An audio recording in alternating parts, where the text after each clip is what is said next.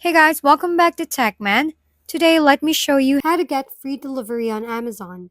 In this quick tutorial, we'll show you how to get free delivery on Amazon. First, check the product details and ensure items are marked as fulfilled and shipped by Amazon.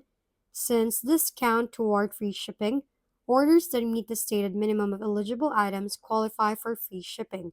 If you're an Amazon Prime member, you get unlimited free 2-day shipping on eligible items with no minimum spend. To place your order, add the eligible items to your cart, proceed to checkout, and enter a valid US delivery address. Note that some locations like Alaska or Hawaii may have restrictions. At checkout, select the free shipping option. If your order doesn't qualify, check seller shipping rates.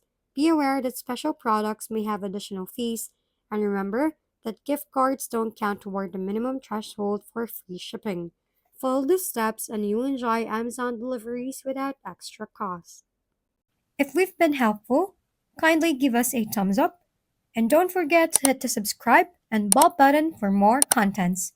For any questions and suggestions, comment down below.